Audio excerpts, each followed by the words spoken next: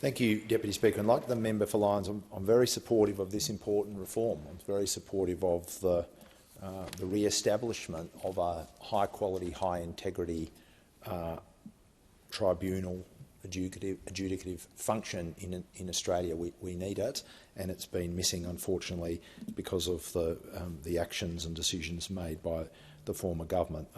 Having a tribunal function of this kind is a crucial part of life in Australia.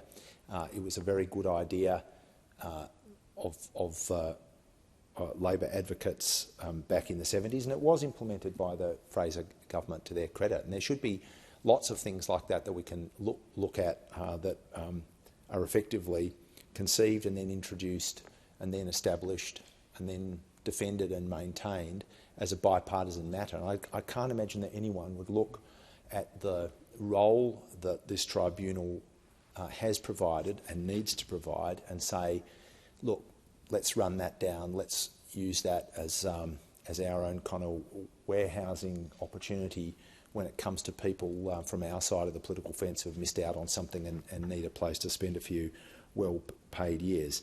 The bottom line is that Australians deserve and must have a timely, high-integrity avenue through which they can seek fairness and justice, and as administrative review suggests, there are always going to be circumstances where a member of the community is quite rightly intent on testing or challenging a decision or determination of a government agency.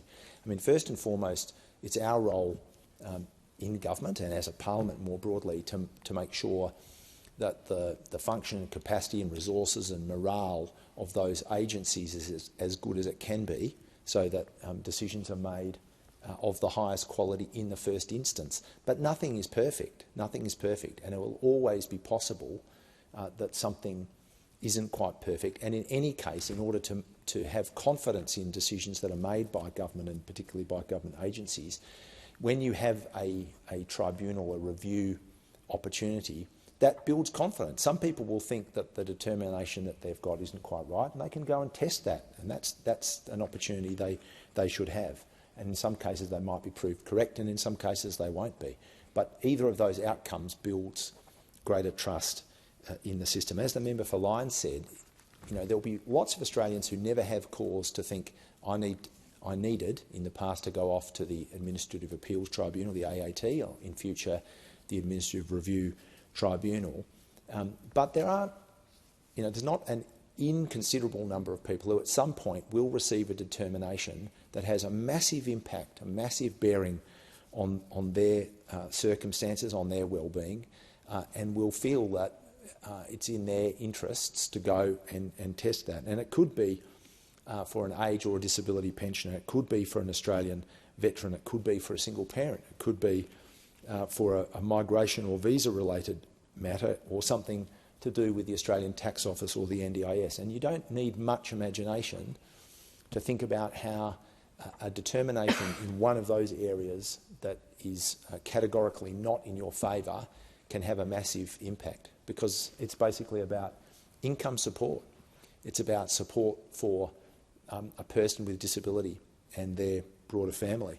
It's about access to different parts of our migration system.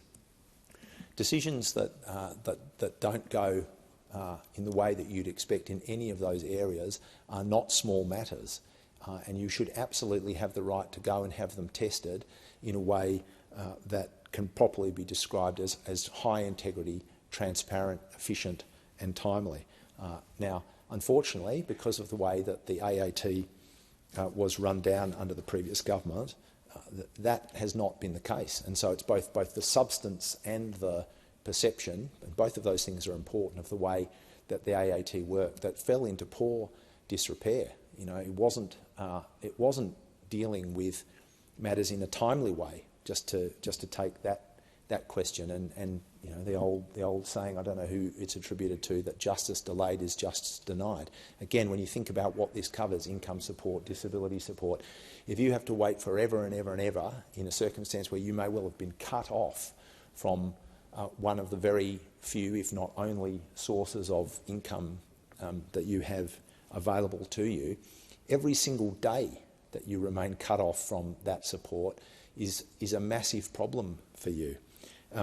So we are making sure that a tribunal will exist that can make determinations about these matters carefully, fairly, responsibly and accurately. And we know from some of the acute kinds of incompetence and maladministration under the previous government what happens when those mistakes occur in the course of the conduct of Australian government agencies, but particularly what happens when those mistakes manifest plainly before the eyes of thousands of Australians in their living circumstances and are then incapable of being corrected.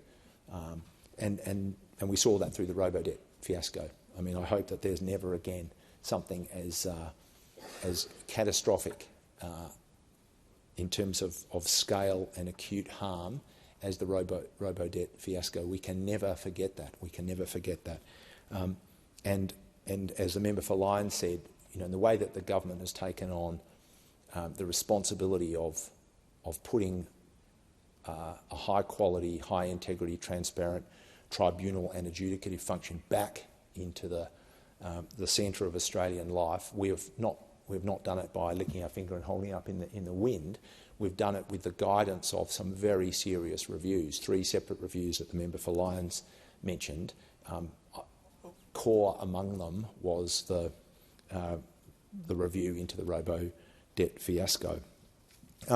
It is worth remembering that the AAT, with the problems that manifested in the AAT, the way in which people were appointed, the kinds of people that were appointed, the delays and backlog that became characteristic of the system, the fact that the support structure in terms of electronic case management and other things were run down as resources were run down to the public service in Australia across the board.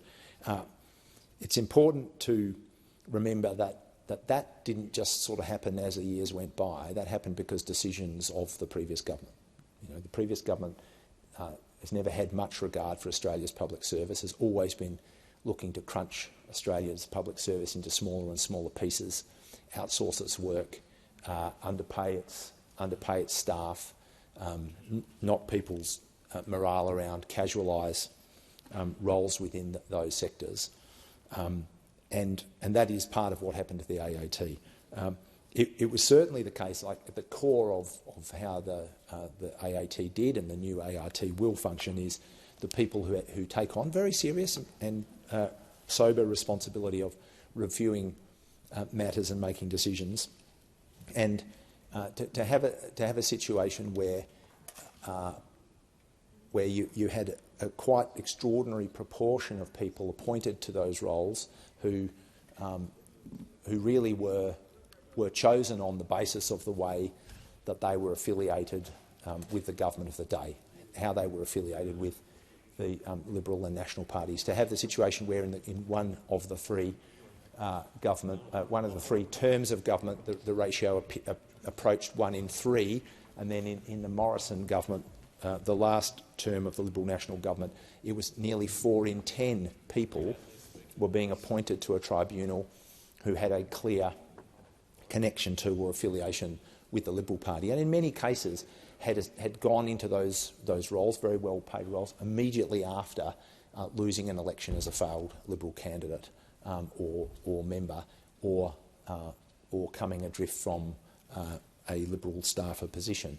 And so you get people who aren't properly qualified, don't have the requisite experience, but just as problematically, people who by their nature, by their chosen course in life, which is a perfectly valid one, to be affiliated with a political party and fight that ideological battle in the way that you see fit, but to then find yourself being required to sit in judgment on the policies and the administration of the policies and programs of that government creates a clear conflict of interest, and we saw that manifested on many instances. So we are not going to allow that to continue to be the case.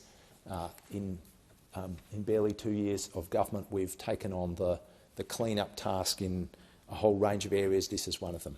Australians deserve and must have a high integrity, high quality, transparent, fair, timely review process that they can have access to when they receive a very impactful decision from a government agency in some of the areas I've mentioned, and that is what we are going to ensure is the case by providing the resources for the new Administrative Review Tribunal and, crucially, changing some of the settings around the way in which people are appointed to make that absolutely a transparent and merit-based process, to make sure that where possible reviews are reported. I said before that justice denied or justice delayed is justice denied. It's also true that justice needs not only to be done but to be seen to be done. And the more that people are able to experience themselves, but in the broader community to see more generally, that there is an ability to go and challenge determinations and have that occur fairly and properly, the more people have faith in our system as a whole. And it does contribute to not just the sort of the health, but the health through faith in democracy, which is under threat. We need Australians to shape the governments that serve them, to shape the policies that serve them, but then to have faith in the outcomes of those processes. That's the sort of virtuous circle of a healthy democratic system, and that's one of the things that we're doing here. There'll be a lot of people who, if they were to flick on the TV and find that there's currently a debate about the Administrative Review Tribunal, probably won't. As some appropriately refer to it as the Federal Administrative Review Tribunal.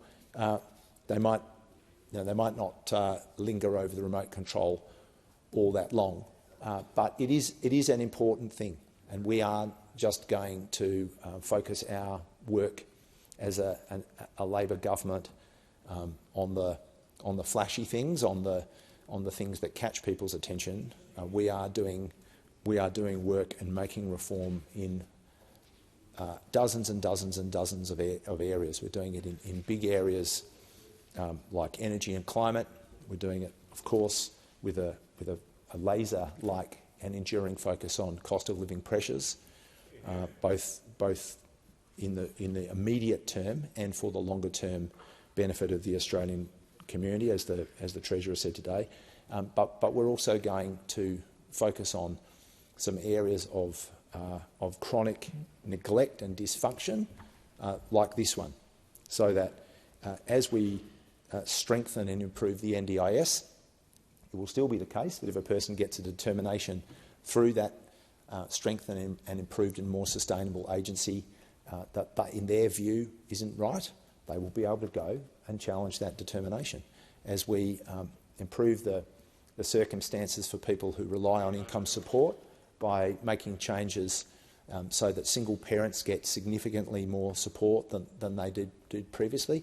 If for some reason there's an issue with their circumstances, they can go and challenge that through the new Administrative Review Tribunal. So we are leaving no stone unturned. We take our responsibility to the Australian people very, very seriously. We know that they've been let down. We know that tens of thousands of people were harmed, in some cases grievously harmed, by the robo-debt fiasco, which is exactly the kind of thing that happens when you let the institutional bedrock of our system crumble into dust, when you trample it underfoot, when you basically see it as the parade ground for your own vanities. That causes enormous harm. And we aren't going to stand idly by and allow that to remain to be the case.